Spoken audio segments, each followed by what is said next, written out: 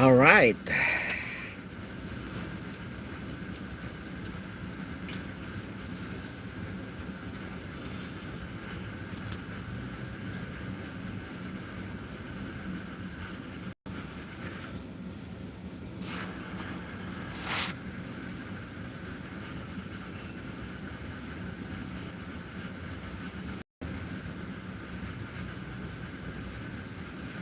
Magandang hapon po at mega love shout out sa lahat ng ating mga OFW. Alright, saglit lang po ha.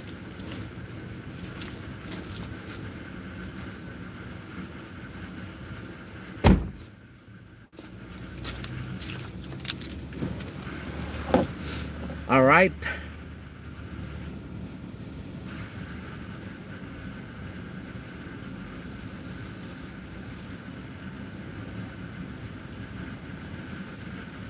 Magandang hapon po. Mega love shout out kay Mami Mercy Kalunod, kay Miss Nani Sanchez Vlog, mega love shout out. Kay Ji Chang Wok, ayan, mega love shout out. 1 million in the house. Ayan, magandang hapon po. Alright.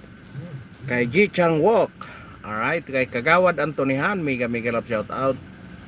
Kay Paul Donisa Official, alright, mega love shout out. At sa lahat ng ating mga sulit na subscriber, mega love shout out po sa inyong lahat. Ayan. Kay Mama Analisa, mega love shout out din po. At siyempre sa lahat ng ating mga OFW, saan man sulok kayo ng mundo, ayan, mega love shout out sa inyong lahat. At sa sulit natin subscriber, alright, magandang hapon po. Mapagpalang hapon at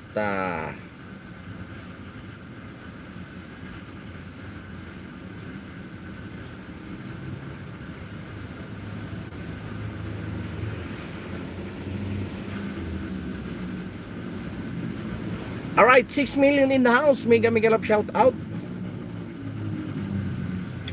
Ayan, sa naabot ng live na ito, mega love shout out po. At mega love shout out kay Junjun. Ayan, magandang hapon din po. Alright, mega love shout out.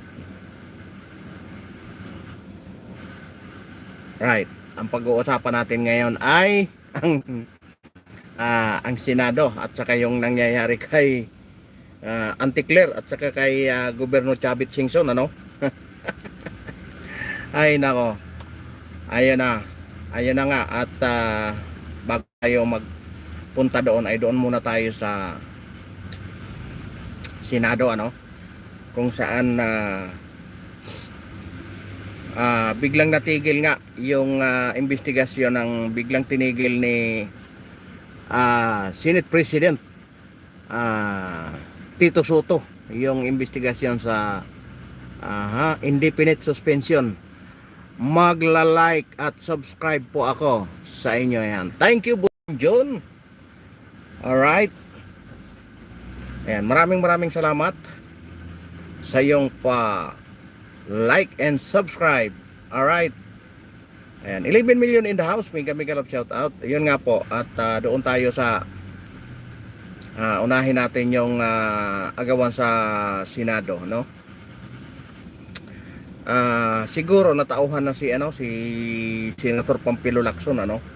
Kasi nga siguro nag-isip-isip siya, no? Kaysa naman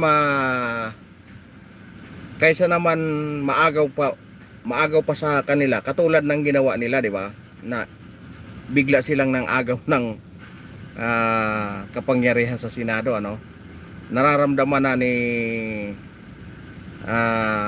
Senator Pampilo Lacson na talagang medyo nadismaya na yung kanyang mga kasamahan, ano? Ruby, magandang hapon. Ayan, mega love shout out kay Ruby. Nararamdaman na siguro ni Senator Pampilo Lacson, ano? Pangalawa, siguro nakapag-isip siya, bakit nung last election ay vice niya lang ito si Senator Tito Soto, di ba? Vice niya lang ito si Senator Tito Soto, eh. Tapos pagdating sa Senado, bigla siyang na-under. Di ba? Kasi dapat katandim niya ito si Senator Tito Soto bilang vice niya nung last 2022 election, ano? Di ba? Katandim niya ito si Senator Tito Soto Tapos biglang naging under siya pagdating sa Senate, di ba? Siguro nakapag-isip-isip si Senator Pampilo Lacson, tika muna, mas may utak naman yata ako sa iyo. Di ba? Kasi nga ang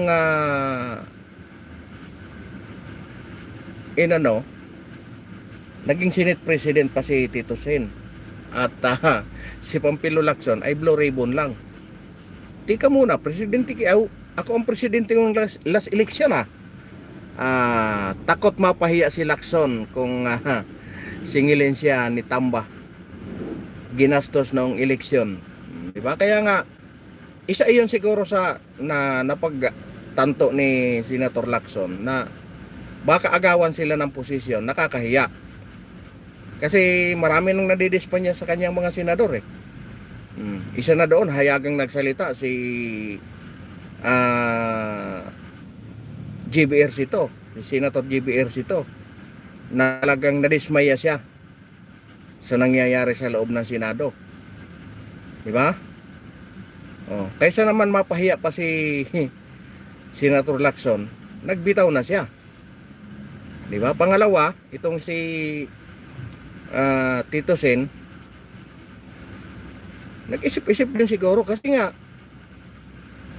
inano ni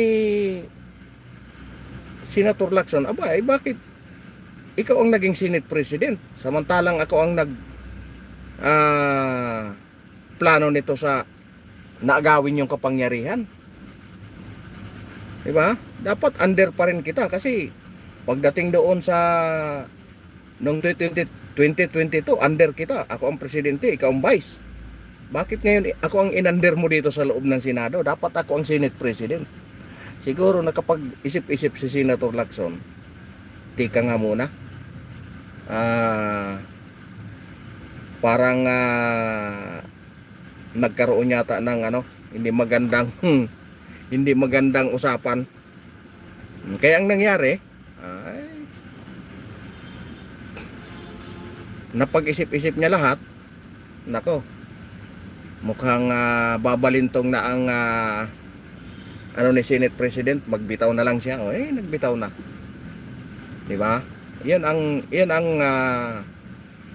kasi ang kinalalabasan pag hindi nila ginagawa ng tama. 'Di ba? Nang agaw na nga kayo ng posisyon, nang agaw na nga kayo ng kapangyarihan, hindi niyo pa ginawa ang tama. 'Di ba? Kung ginawa lang nila ang tama, baka ngayon masaya sila sa kanilang tinatamasang kapangyarihan ngayon sa Senado. 'Di ba? Mega love shout out kay Binis Bernarte. Yan, magandang hapon po. Kumpare ko si Tamba, kaya ako mataas sa iyo. Di ba? Kumpare nga naman, pero bakit? Under kita nung last election Di ba? Hindi ka pwede sa akin. Kasi presidente ako, ikaw vice ko lang Bakit ngayon inander mo ako dito?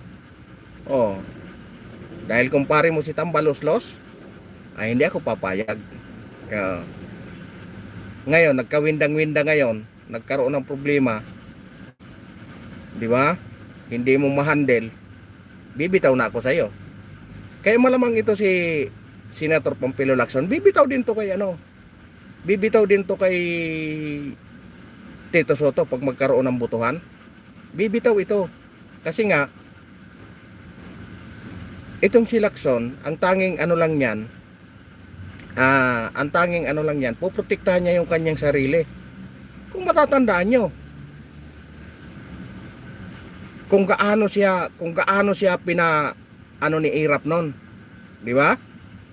kung gaano siya inangat yung kanyang karir, kung paano pinaganda ang karir. Di ba? Anong ginawa niya bandang huli? Tinapon niya si Irap. Di ba? Talagang si Pampilo Lacson walang loyalty ito. Oh, sa kanya lang ito, sa kanya sarili lang ito may loyalty. Ayan, mega love shout out kay Cedric Lazaro. Magandang hapon sa iyo. Boss Cedric. Di ba? Kasi nga ang problema kay Senator Pampilo Lacson, talagang sarili niya lang ang pinoprotektahan niya na hindi madungisan yung kanyang sarili. Kita mo ang niya, di ba, puro propaganda. Oh. Nung una na hindi pa iniimbestigahan yung puro siya privilege speech. Puro siya pasaring. Di ba? Puro siya pasaring. Ngayon, nung inimbestigahan na, mukhang maganda kasi kinakagat ng tao Mukhang patok na patok sa tao. Ang ginawa nila, plinano nila. Hindi po pwede, kailangan makuha natin para tayong dalawang angat sa tao. Mas makikilala tayo ng husto. Makikilala tayo ng husto. Nagkataon, itong si Tito Sen ay magkumpadre at saka ito si Tambaloslos, ginamit ngayon ni Lacson. Saglit lang po Bukas ipapastencil ko na yan. Oo. Ipat mo na lang yung Innova na lang sa loob. Pagpapalitin to. Tapos yung sa labas. Sige. Iuwi ko yung Jetta mamaya. Tapos yung plaka sa likod, lipat mo na lang sa harap para mas hindi takaw. Mas, at least harap mas madalas una nakikita di ba? Sige.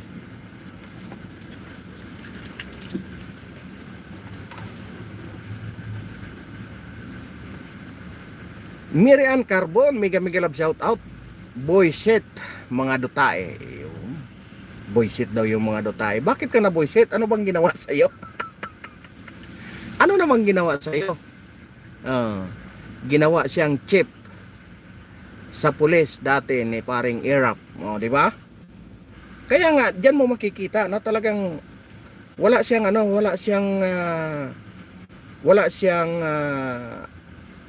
panindigan, di ba? Ginawa siyang grabe ang inano sa kanya. Ginawa siya kung paano siya. Diyan siya nakilala hanggat sa nagkaroon siya ng mga kaso, yun doon sa Kuratong Baliling. Yun da Sir Corbito. Di ba? Anong ginawa niya? Nilaglag niya sila, nilaglag niya yung kanyang mga tauhan. Kasi nga sarili niya lang prinotektahan niya. Ngayon ito na naman. Kaya ang kalabas-labasan nito, itatapon niya naman ito si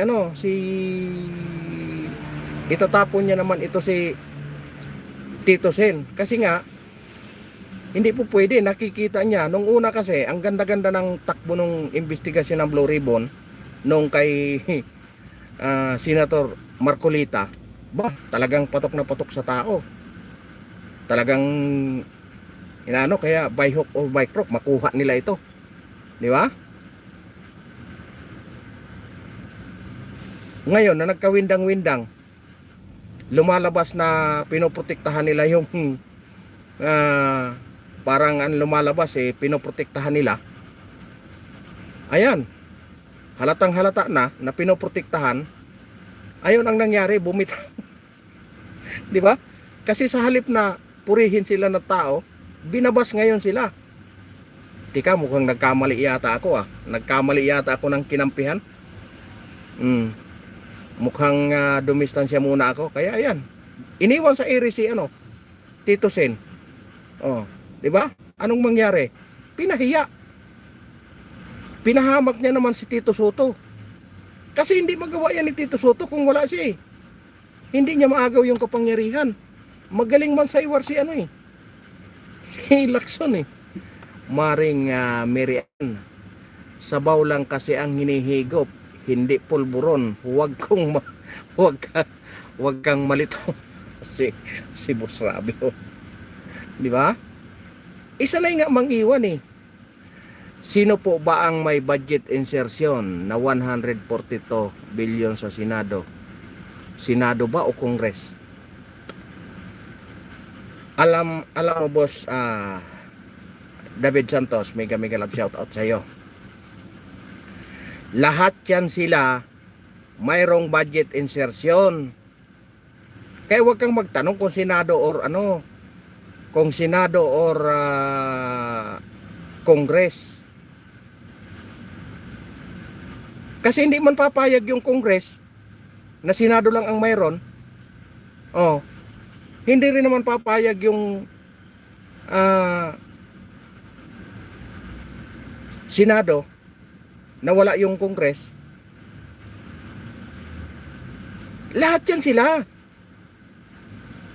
Oh, ang budget insertion, para sa iyong kaalaman, Boss David, hindi masama yon kung hindi nila ginagamit sa korupsyon.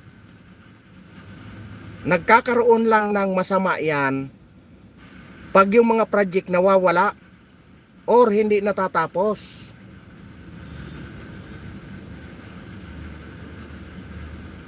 Di ba? Oh, kaya nga sinasabi ko nga na kayo mga babatas, bakit kayo nag-i-insert? Oh, bakit nila gagawin yon? Kasi nga, bilyon-bilyon ang ginasto nila sa tuwing tatakbo ang eleksyon.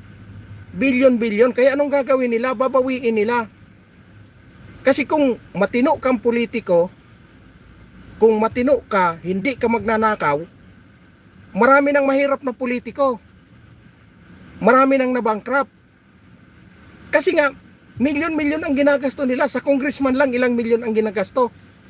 Ngayon, paano mo ngayon gagawin yan kung hindi mo babawiin? Sa pamamagitan ng pag-insert.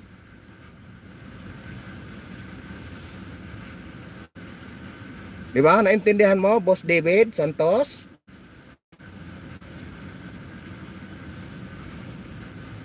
Oh. Kung ginagamit lang nila sa tama, kung ginagamit nila sa tao, walang singaw yan. Eh, ang problema, ayaw nga nila magpaliquidate eh.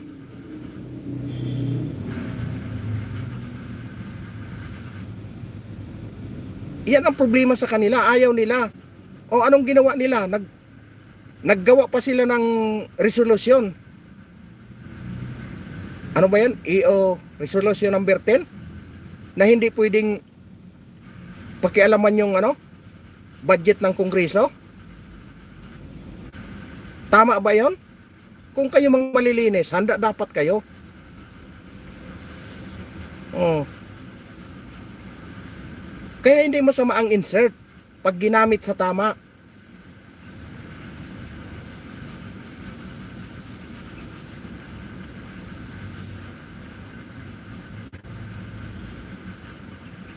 Kaya huwag niyong isi-single out yung mga politiko, lalong-lalo na yung kinakampihan nyo na politiko.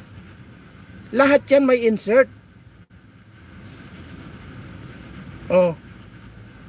Maniniwala ka si Lacson walang ano yan? Eh di naghirap na sana yan, kay milyon-milyon ang ginagasto. Kung wala man siyang ini-insert, tumatanggap yan ng donasyon pagdating ng eleksyon. Bakit ka tumatanggap ng donasyon? Sige nga, kung ikaw magbibigay, halimbawa ikaw ay negosyante, magbibigay ka ng donasyon kay Lacson, anong hinahangad mong kapalit? Hindi ba posisyon? Or makakuha ka ng kapalit? Magkamal ka ng salapi? Oh. Di ba pag nanakaw din yun? Pagbibigay mo ng pabor sa isang tao?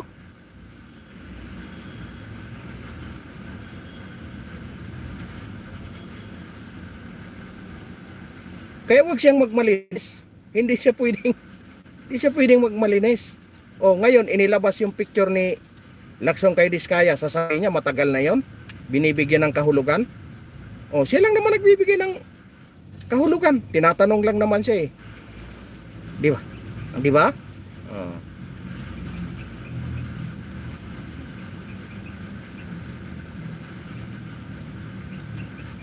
Parang pork barrel din yan. Nasa kanila yan kung gagamitin nila sa o hindi. Pero may nakalaan talaga na pundo para sa kanila. Tama! Unang-una dyan, yung budget dun sa mga opisina nila, pampasahod sa tao, hindi ba insertion yon? Insertion yon. Kasi nga, kailangan nilang magpasa ng budget. Anong ipapasahod nila sa mga tao nila dyan sa loob ng Senado? Yung mga sekretariat, yung mga attorney nila. May mga tauhan yan sila dyan. Kaya, obligado silang maglagay ng insertion.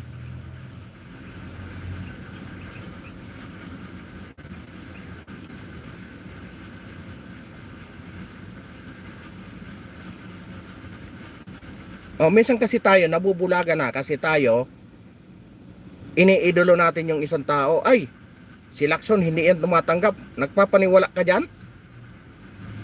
Di matagal na sanang naghirap yan. Sa tingin mo kung hindi yan tumanggap dito sa nakaraang eleksyon, kung hindi yan tumanggap ng donation, may matitira pa bang pira sa kanya? Ilang milyon ang ginagasto ng tumatakbo ng pagka-presidente? Tanungin mo si Lacson kung magkano natira sa donasyon. Sa donasyon sa kanilang dalawa. Sinauli ba nila yung sobra?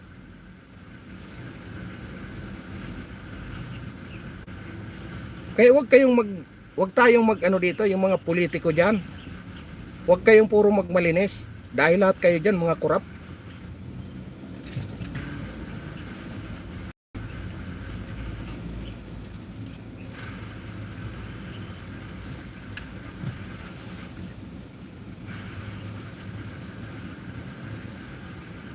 Dapat ganon. Di ba? Para masabi mong transparent ka.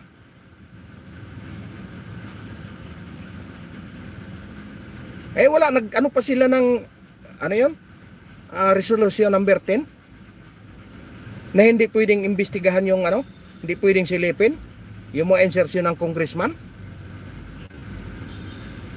Di ba?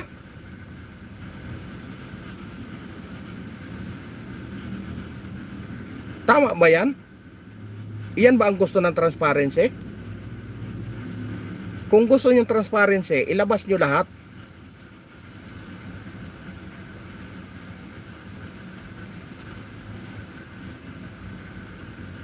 Dapat every year pinapasa nyo. Ngayon, anong ginagawa nila? Sa Vice President, di ba ginigisa nila ng husto? Itong si Leila de Lima, kung makaano kay VP Sara, itong party list na si Tinyo, magkano ang hinahabol nilang kay Inday Sara na ninakaw daw?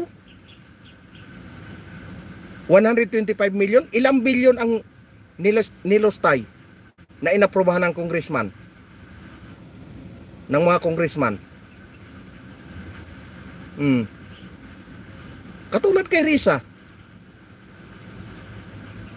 Aba, ang lakas pa ng loob niya. Wala siyang insertion, period. Yung pala 3 billion yung insertion niya. Di ba? Kapala na lang ng mukha.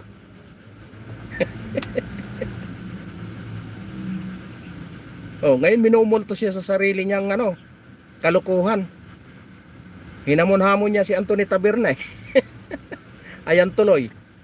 Nilabasan tuloy siya ng resibo ni Anthony Taberna.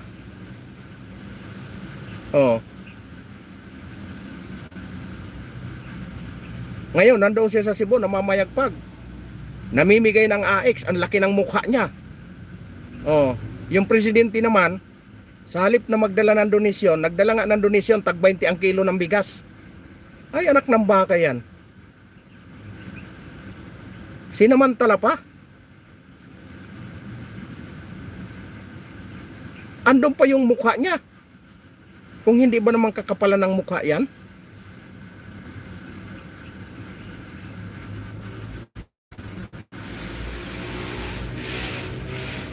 Di ba? Tutulong ka sa tao, nandoon yung mukha mo.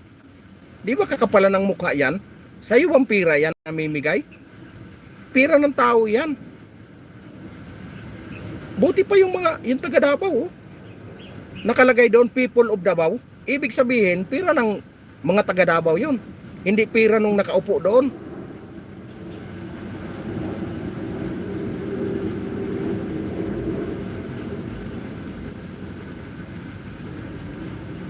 Ayaw nilang bigyan si BP Sara ng pundo kasi nga si BP Sara ang pinakamatibay nilang kalaban sa 2028. Ang gusto nila mapilayan. Kaya tingnan mo, ang last option nila. Ang last option nila ang ombudsman. Kasi nga tatanggalin talaga nila si BP Inday Sara sa 2028. Oh. Anong kinalaman ng ombudsman? Magpapile ngayon ng kaso kay BP Inday Sara, sususpende ngayon ng ombudsman. Bawal tumakbo ng pagka-presidente. 'Di ba? Iyan ang plano ng lahat eh. Kasi nga si BP Inday Sara ang nila, bangungot sa kanila pagdating ng 2028. Kaya ngayon pa lang tatanggalin talaga nila. Kahit sa anumang paraan. Tingnan mo, isang damakmak na kaso, pero hindi matanggal-tanggal ng IBP.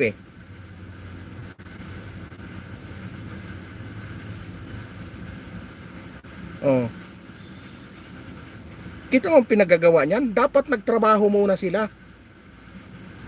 Hindi muna nila inisip ang 2028. Hindi eh. 4 na taon pa ang tatakbuhin. Puro na pamumulitika ang ginagawa.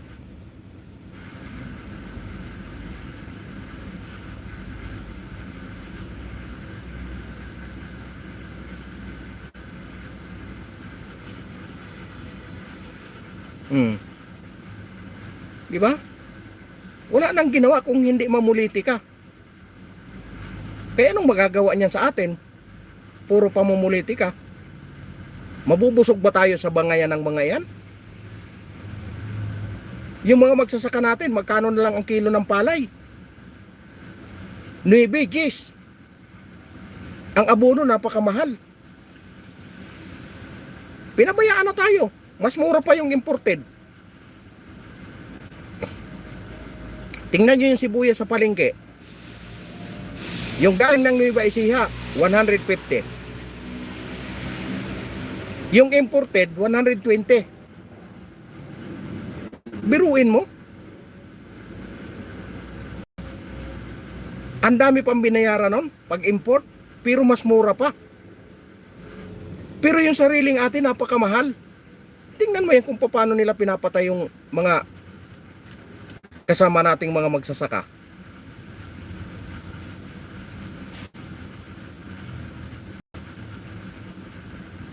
Kaya nakakalungkot eh. Sa kagustuhan nilang manatili sa posisyon, ganun ang ginagawa nila sa kanilang mga kalaban. Hindi na nila iniisip ang taong bayan kung paano mapaganda ang buhay.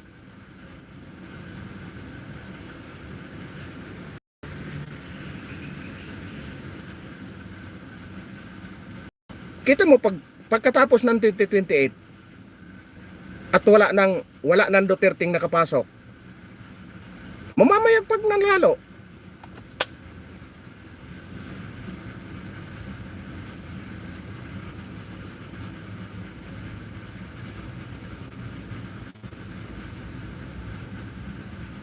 Di ba?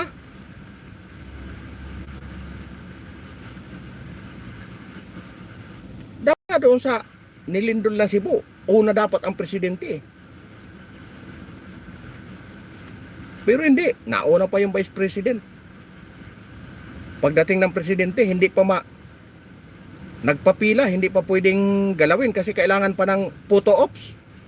Anak ng baka na yan. Gutom na yung mga tao, antayin pa yung presidente kasi kailangan pa ng photo ops bago mamigay.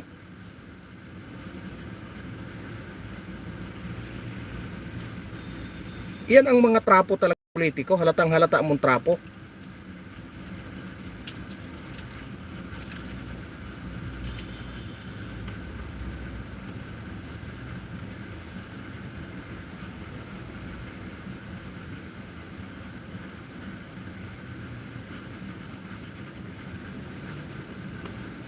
Mega love shout out kay Umpara.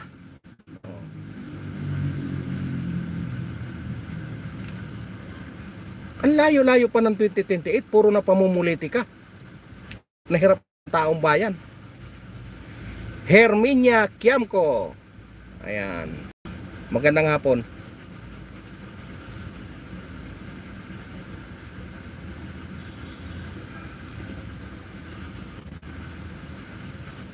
Di ba? Ganun na kaano ang mga politiko natin.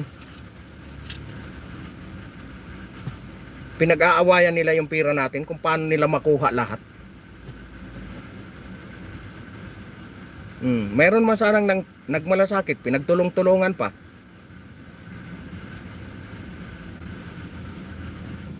Ba? Sayang ang mga panahon.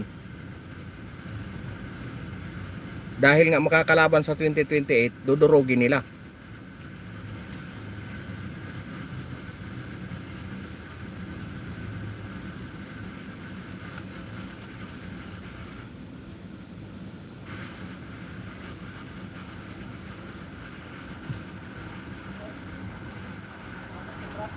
Ha? Papasok yung truck. Sige. Diba?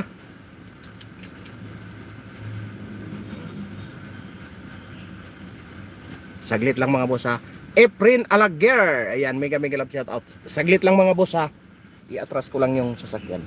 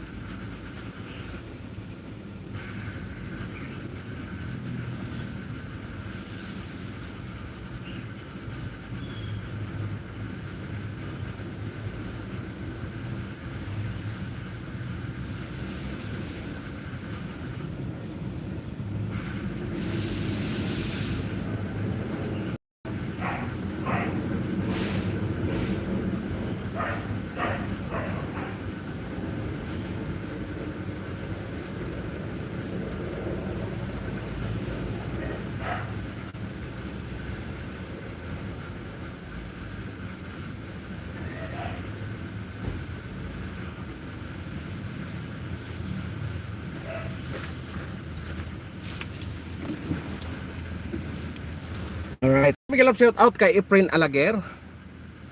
Ayan, may Magalong kami, Iso, may Pulong, Bongo, Bato, Vic Rodriguez, at marami pa. Diba? Kaya nga marami tayong pagkakataon. Pero hindi natin ginawa ang lahat. No? Pero hindi pa naman huli ang lahat. Marami naman tumakbo sa pagka-presidente sa 2028. Huwag lang yung mga pinangalanan ng kawatan. Di ba? Marami naman talaga. Totoo naman, marami naman talaga eh. Hindi naman masama ang insersyon sa isang politiko. Kasi natural yun. Nagtatrabaho ka eh. Pero wag naman yung nakawin. Hindi masama ang insersyon eh. Napapasama lang kasi nga pupunduhan mo yung isang project tapos hindi naman nakikita. Oh. Nakikita naman, inuumpisahan lang, hindi naman tinatapos. Diyan nagkakaroon ng korupsyon. Kaya yung insertion, hindi masama yan. Bilang empleyado ka ng gobyerno, dapat lang na budgetan ka para lang sa iyong mga pangangailangan. Pasahod sa mga tao, pangangailangan ng mga tao.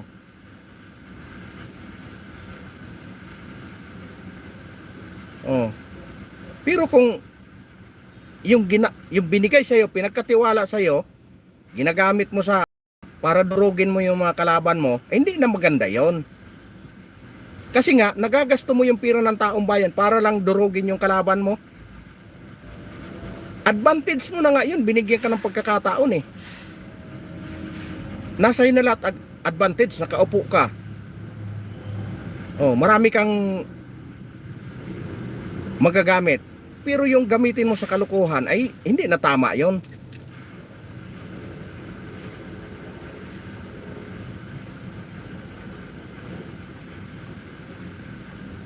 Yun nila. Ang ano kasi nila, nakatutok lang sila kay BP Inday Sara. Kasi nga, siyempre, Vice President na yan eh. Vice President na yan. Talagang next level na talaga ang pagka-presidente. Kaya doon sila nakatutok. Hindi nila iniisip, aba, ang mayor pwede ring maging presidente. Kasi di ba si Pangulong Duterte maging presidente galing sa pagka-mayor. Oh. Di ba? Hindi nila iniisip yon.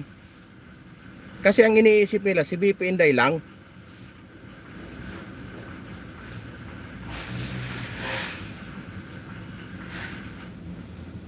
Yan lang ang hindi. Yan lang kasi ang pinaka ano, hindi nila alam. Maraming ano diyan, maraming mas parehas kay BP Inday Sara na nananahimik lang. Di ba? Lahat naman yan sila qualified. Pero ang problema, kanya-kanyang gamitan sila. Oh, nakikita mo yung mga manggagamit. Halatang halata mo naman yung mga manggagamit eh. Pero kung nakakatulong naman yung panggagamit niya, ay wala tayong ano doon, wala tayong question doon. Mega love shout out kay Rosan Monares. Ayan, magandang hapon po. Hindi yan si Sara tatakbo sa 2028, boss, kasi gusto niya alagaan mga anak niya sa 2027. Natin yan malalaman. Tama yon. Hindi pa naman siya talaga nagde-declare na tatakbo. Pero yung mga maiingay dyan, halatang halata mo na sila na may mga posisyon yan, may mga posisyon na mga tinatarget yan, katulad ni Lacson. Di ba? Given na natin yan kasi tumakbo na yan eh. Kumbaga halatang halata na yan eh. Kaya nga nag-resign siya sa pagka Blue Ribbon Committee kasi nga nahalata niya, tika, mas ano yung Senate President bakit nilagay ako dito na samantalang nung nakaraan ako ang presidente, tapos vice lang kita, tapos ikaw ako ang binubugbog dito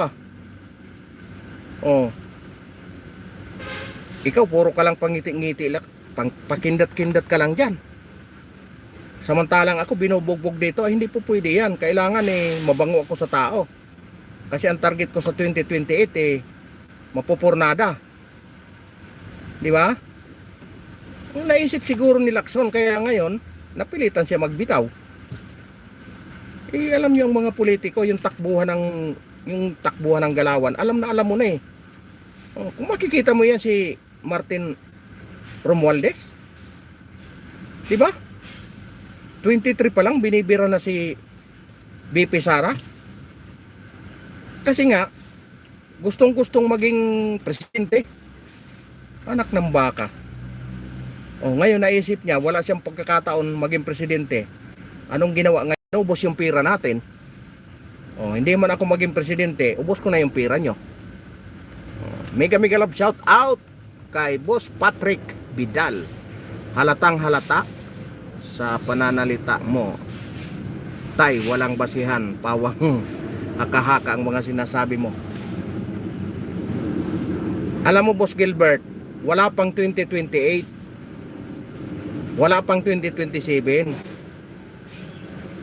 Anong gagawin mo ngayon? Wala pa namang nagde-declare. Pag nag-declare ng mga yan, hindi na haka-haka yan. Ano ka ba naman? Pang-asar lang si BP. Di ba?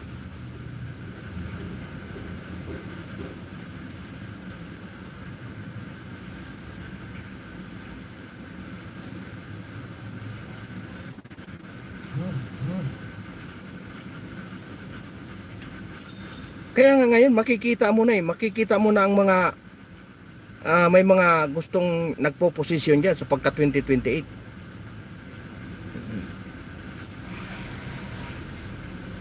Hindi 'yun ang point ko. Anong point mo naman?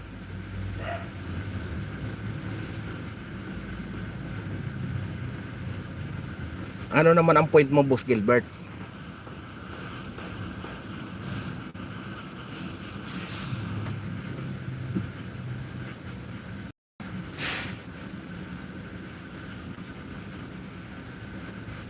Tagal ni Boss Gilbert.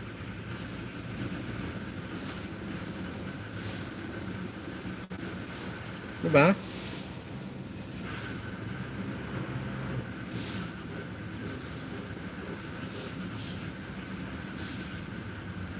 Kita mo ngayon, nagsasalita si Chavez Singson. O binanatan ngayon siya ni ng PCO. O di napikon ngayon si Singson. No basis. Anong no basis? Anong no basis ang sinasabi mo?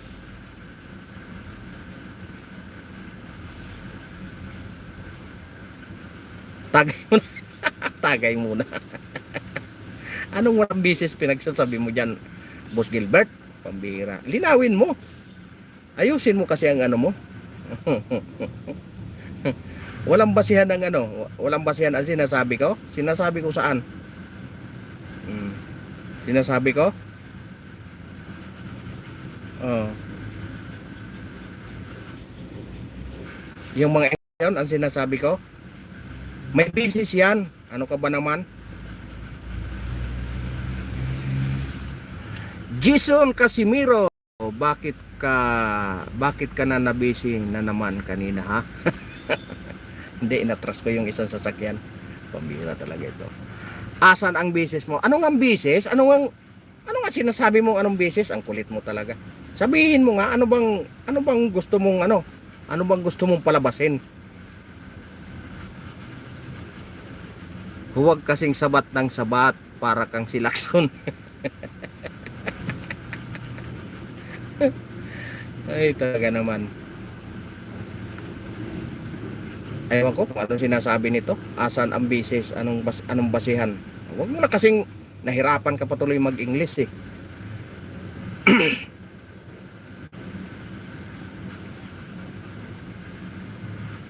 Basihan, Tagalog na yan. Basis ka ng basis. Anong ang basihan? Anong ang point anong gusto mong i-point out? Walang basihan, puro haka-haka. Ano nga haka-haka? Anong sinasabi mong haka-haka? Baka chaser hanap niya. Samahan mo na ng pulutan. Di ba? O katulad ngayon. Binanatan ni Claire Castro si Singson. O di ngayon, pinakita ngayon ni Singson. May plunder case pa pala ito si Marcos nung kay Napoles, anak ng baka talaga. Nalaman ko tuloy. May plunder pa pala ito. Oh. May kaso pa sa Amerika. Aba, bago umupo, nilabas pa yung kaso sa Supreme Court na pinasasauli na yung hindi binayaran na tax. Oh, ngayon nasaan na kaya 'yon? Binayaran kaya or nabura na? Siyempre presidente na siya eh. Kaya niya nang utusan lahat eh. Di ba? Baka chaser. Bigyan mo na lang ng chaser at saka pulutan. Aywan ko. Hindi ko maintindihan kung ano sinasabi mo. Ano bang sinasabi mong walang basihan?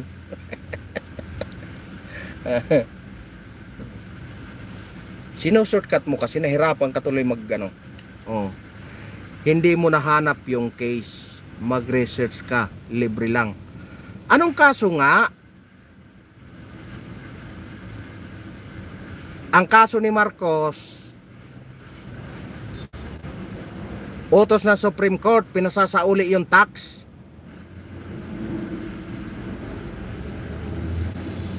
Ikaw ang mag-research, hanapin mo kung pinasauli ba kung binayaran ba ni Marcos yung tax. Pira natin yon, Boss Gilbert.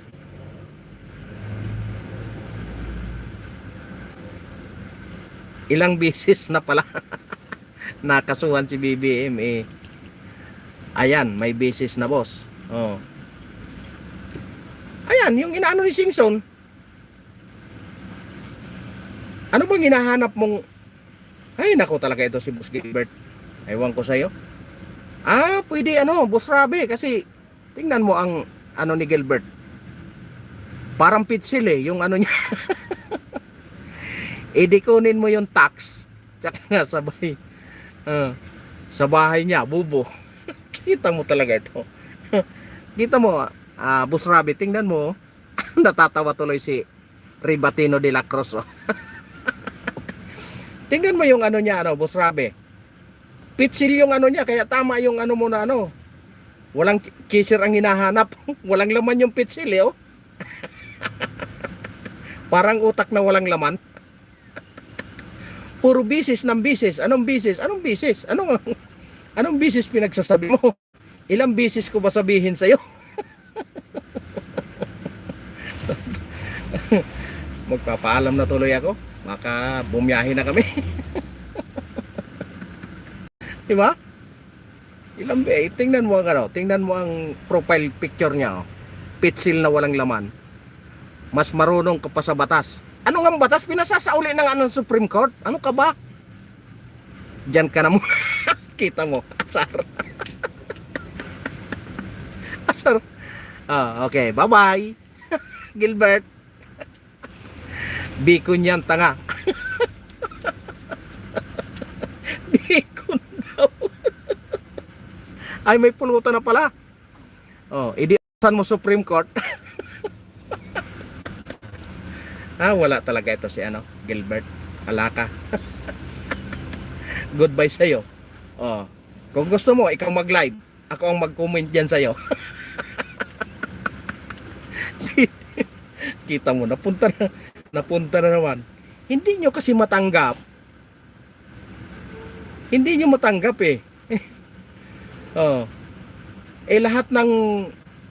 lahat ng taga-suporta ni BBM puro adiktos. Puro ngagba. Di ba? Magkarga kayo? Saan? Diyan? Sige. Magpaalam lang ako saglit.